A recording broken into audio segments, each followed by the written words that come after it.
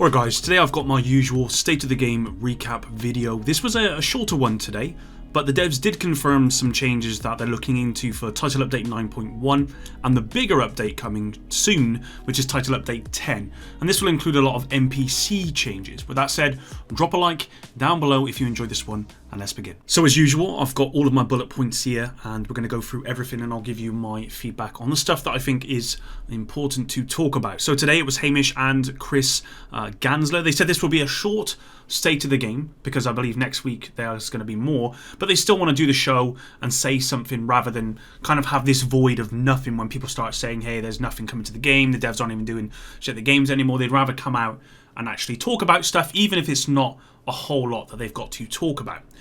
In regards to the raid, there was a lot of people saying that this today would hopefully be the day that they talked about the raid. More about that actually towards the end of the video, because I do have a video come up about the second raid. There's been a bit of a huge leak about it actually, and if it's true then it's surprising. But they had no details from this state of the game about the raid. They will give us at least 2 weeks heads up before the raid's due to come out so that we can get prepared essentially. They then went on to talk about TU10, Title Update 10, and that might be coming out at the same time they bring out the raid. It might be that the raid is, I believe it might be that Title Update 10 is delayed if it doesn't work out in time for the raid. But once they have a release date for that, they will obviously let us know. With TU10, they did say that they might be able to get players to test it early. Some sort of PTS possibly is on the cards there. I hope so. They then want to talk about connectivity issues. I think I've experienced maybe one delta myself over the last couple of weeks, but they said there's 3 different issues with connectivity. Asia specific region issue, or if you get routed there. Errors have actually gone down there significantly after a recent patch, but they're still seeing some errors there. They've seen some deltas as well everywhere else. They're looking into those as well. They're actually struggling to figure out what the causes are. The third issue is rage matchmaking. They've not found the underlying cause yet, but this is their highest priority right now, fixing these error codes so that people can actually play the game. They then went on to talk about TU9.1, which they've kind of been talking about for a little bit. This is going to be a client update, which means they can change more than kind of like a server update. You can update the UI, you can update the world, etc. They can look into the Dark Zone FPS drops, which is another issue that people have been reporting. They said this should be out towards mid-May. It may be a little bit later. And again, this will be the client update. Next week, they should have more details of all of the changes coming to TU9.1. I suspect we're going to get more details about TU10 as well in the future. But they said with TU9.1, they wanted to provide us with a little bit of a preview of what is due to come towards mid-May, or maybe towards the end of May. They said Mpc Aggressiveness is something they're currently looking at. Mpc target accuracy, grenade accuracy, and more. It was really good to hear them say about this because I think this is something people have been talking about a lot with this game. Not recently. This has been something that's been around for a long time, although I've seen reports, and I think I've experienced this myself. It appears that the aggressiveness of NPCs is even more since the last update came out. It feels like they've got even more aggressive since the last update, and so I'm glad they're going to look at this. I mean, my number one recommendation is they really need to slow down how fast these NPCs run, because they're like Usain Bolt. They run like 4 times as fast as you as a player does, and it breaks that immersion a little bit. It doesn't look correct either. Target accuracy is obviously very important. Blind fire accuracy is crazy in this game. Grenade accuracy is crazy. Again, really glad they're looking at this. They said that once they verify these fixes, they'll be able to give us more about this. And I'm hoping that this will be verified by next week's State of the Game. They're looking at more testing as well. FPS drops in the Dark Zone is something they're looking at. The Warhound Convoy, again, is something they're looking at. This is, at the moment, not being considered an exploit.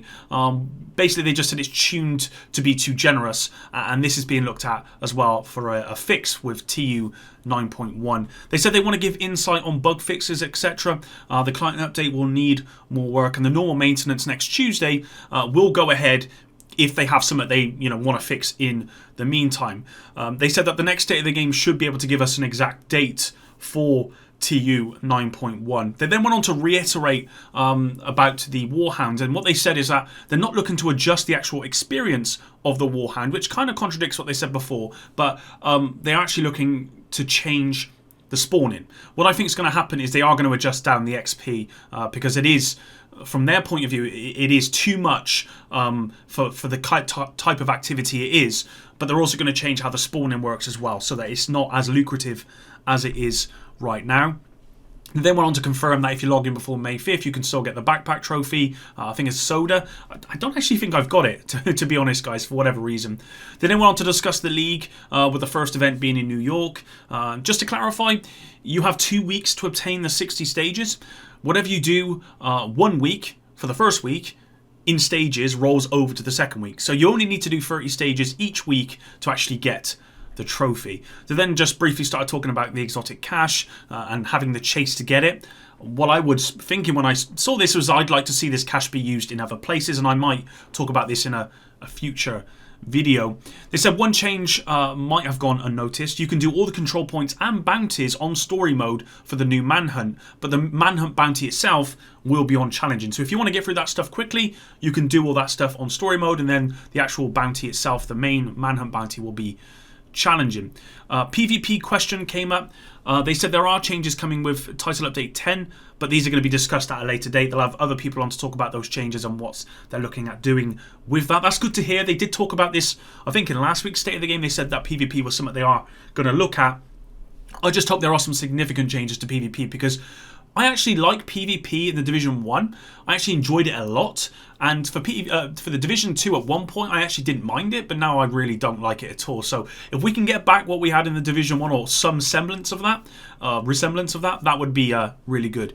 They then went on to say that important on topic, they've made some decisions on changes before that they believe were too quick, because they saw issues with the game and they wanted to make those changes. You can look at the M1A and how they reduced it to 40%, and then they changed back that. What they want to do is what they talked about last week, and they want to look at things holistically.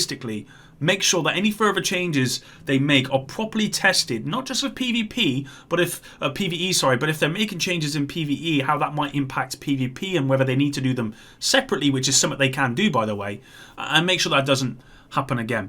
Chris went on to mention that they still will do title updates, or do updates after TU9.1 and before TU10 if changes are required before then. So if TU9.1 comes out in mid-May, but TU10 isn't going to come out towards the end of June, but there's stuff they need to fix between then that require kind of an update like TU9.2 or something, they will do that. They're not just going to sit there and wait to TU10 to do it.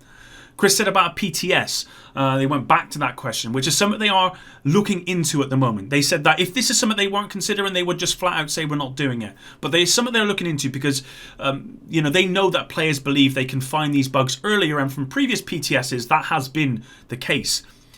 The problem is they have to do another build separately. There's a lot of work that goes into making a PTS, and with how it's currently going at the moment and the timeframes and stuff, they're not so sure it's something that they can do, but they are looking into it. There's no promises, but they've heard the community. They know the game is not in a good state, and there are numerous topics and stuff in the game that is not in a good state, but they are working hard to fix them. If they can include a PTS before the next title update being 10, the major one, then they will do that.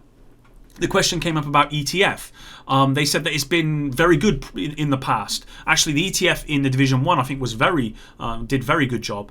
And the ETF has always influenced what they're doing. They still have ETF members on a private Discord, which they talk to.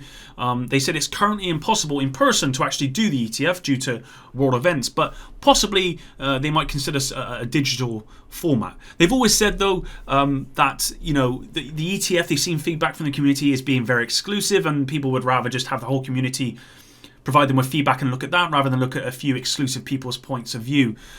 They've always said that there needs to be a couple of months before a big update for ETF members to actually give their input before they can apply changes. So it may not be that there is an ETF for this particular title update, but maybe that they include an ETF for future title updates, although they're not so sure that's what the community actually wants. They then talked about the raid. And again, they reiterated that there's going to be a raid and there's going to be some big balance changes. And these will, again, be 2 weeks in advance. And lastly, they talked about Mpc Damage Output. And I'm glad I stuck around towards the end of the stream. Sometimes I don't, but I did this time. They just said Mpc Damage Output. This is being discussed internally. They've seen all the videos, they've seen all the feedback. They have a lot of feedback from everyone, which they're glad about, because they need to sift through that feedback and find the stuff that they wish to apply to the game. And damage output is one of those subjects that has come up time and time again. They said Chris is already digging it up, all the info on Mpc Damage Output for future shows on this particular topic. And that was it for the end of the state of the game. Like I said, it's a bit shorter. They did say next week they're going to have a lot more, but it's good to hear that they are focusing at least on the stuff that people are really talking about. NPC accuracy, Mpc damage output, Mpc aggressiveness, among other stuff. PvP being one of those things as well. So it's really good to hear that they are actually focusing on this stuff. And I suspect Title Update 10 is going to be a pretty large update. Just going back to what I said at the beginning about the raid, there's actually been a huge leak on the raid, and I don't know again if this is true or not, but apparently this was data mined with TU9. I'll probably make a video on this tomorrow, but again, like when I make that video, take it with a grain of salt. We had a leak, a data mine leak ages ago about the first raid. It was nowhere near what the first raid actually came to be, but it's probably worth looking at, and we'll have a look at that tomorrow. But that's it for today's video, guys. Thanks for all your support, and till the next one, Epic out.